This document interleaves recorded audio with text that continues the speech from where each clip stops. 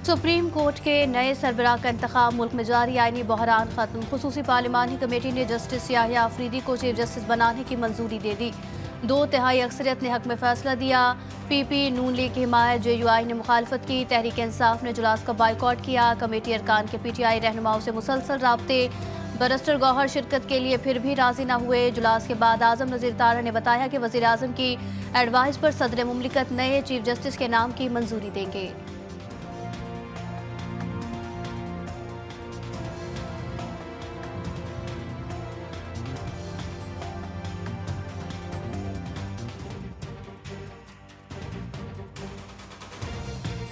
Committee ने बहस मुबाहिसे के बाद, डिलिब्रेशंस के बाद 2/3 अक्सरियत से जस्टिस याहिया अफरीदी साहब का नाम चीफ जस्टिस पाकिस्तान के लिए वज़ीर आज़म साहब और सदर मुमलिकत को अरसाल। मेजोरिटी ने ये फैसला किया और मैं समझता हूँ कि हमेशा अच्छी चीज़ को रखनी चाहिए कि अल्लाह ताला इस पाकिस्तान के लिए बेहतरी करे। हमेशा अच्छे की तवक्को करनी चाहिए, अल्लाह पाकिस्तान के लिए बेहतर करे। रहनुमा पीपल्स पार्टी राजा परवेज अशरफ का कहना था कि अक्सरियत ने जस्टिस याहिया अफरीदी की बतौर चीफ जस्टिस पाकिस्तान नामजदगी का फैसला किया। फारूक एच नाइक ने कहा कि तमाम अरकान कमेटी हलफ याफ्ता थे और इजलास इन कैमरा था, अंदर क्या हुआ कुछ नहीं बता सकते। तहरीक इंसाफ के रहनुमाओं को नोटिस इशू किए लेकिन वो इजलास में शरीक नहीं हुए। ये इन कैमरा प्रोसीडिंग्स थी, ये कॉन्फिडेंशियल थी और हम अंडर ओथ हैं। हम जो डिलिब्रेशंस हुई हैं वो हम बतला नहीं सकते। जस्टिस याहिया अफरीदी 23 जनवरी 1965 को डेरा गाजी खान में पैदा हुए। कैम्ब्रिज यूनिवर्सिटी से LLM की डिग्री हासिल की। 1990 में हाई कोर्ट से प्रैक्टिस का आगाज किया और 2004 में सुप्रीम कोर्ट के वकील बने। 30 सितंबर 2016 में जस्टिस याहिया अफरीदी ने पेशावर हाई कोर्ट के चीफ जस्टिस के ओहदे का हल्फ उठाया। 28 जून 2018 को सुप्रीम कोर्ट ऑफ पाकिस्तान के जज मुकर्रर हुए।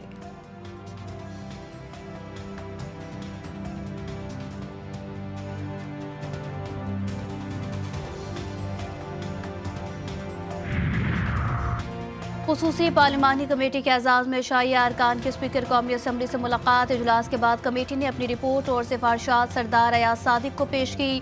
वज़ीर दिफा ख्वाजा आसिफ कहते हैं जिन जजेस को चीफ जस्टिस नहीं बनाया गया वो भी काबिल एहतराम है। तीनों सीनियर जजेस के प्रोफाइल बहुत कम फर्क था। हमने तय किया कि कमेटी की बहस को बाहर नहीं लाएंगे। जस्टिस मुनीब अख्तर के नाम पर भी गौर किया गया।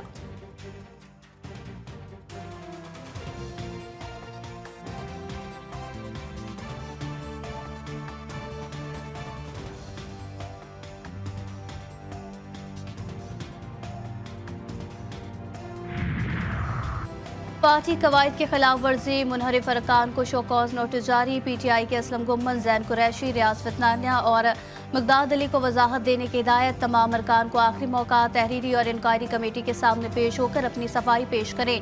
शोकॉज नोटिस इन अरकान को जारी किए जो आईनी तरमीम के दौरान मुबैना तौर पर गायब हो गए थे।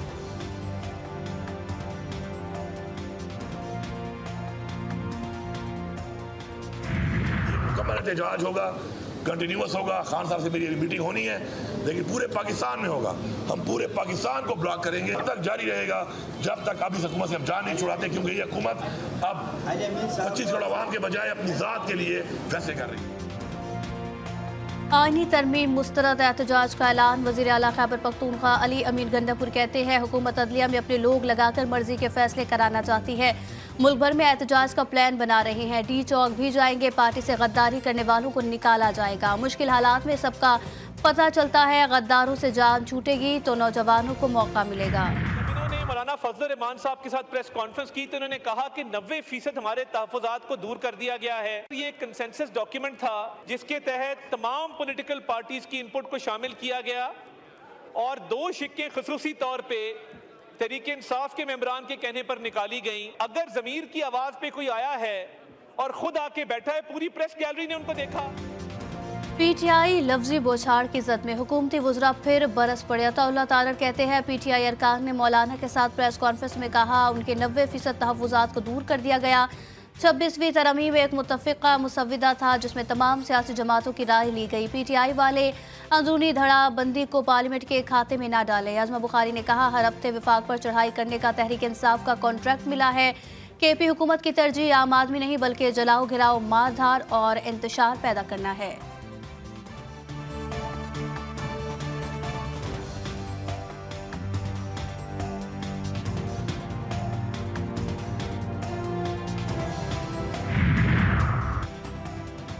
वजीर आला सिंध ने भी पीटीआई को आड़े हाथों ले लिया। मुराद अली शाह ने कहा आईनी तरमीम पर सब राजी थे, सिर्फ वो राजी नहीं था जो असेंबली का मेंबर नहीं है और वो किसी पार्टी का सरबराह भी नहीं है।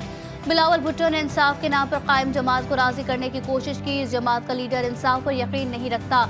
जब भी आइन की बालादस्ती की बात की जाएगी तो बिलावल भुट्टो का नाम सबसे ऊपर होगा। मुर्तज़ा वहाब का कहना था कि 26वीं आइनी तरमीम पर कई हफ्तों से मफरूज़ों पर बातें हो रही थी। इल्ज़ाम तराशी पर ज़्यादा फोकस करते हैं, मतन पढ़ते नहीं। मामलात को सियासी ना बनाया जाए।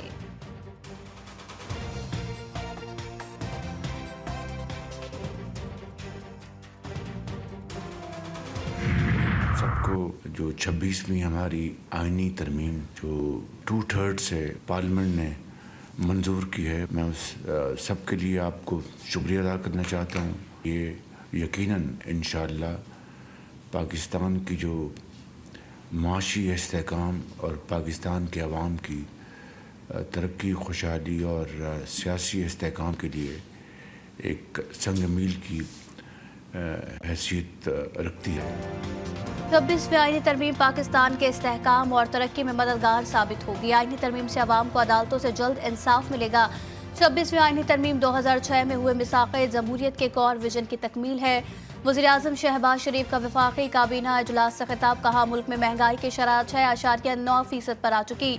उम्मीद की जानी चाहिए कि अब पाकिस्तान की मुआशी तरक्की में मज़ीद बेहतरी आएगी।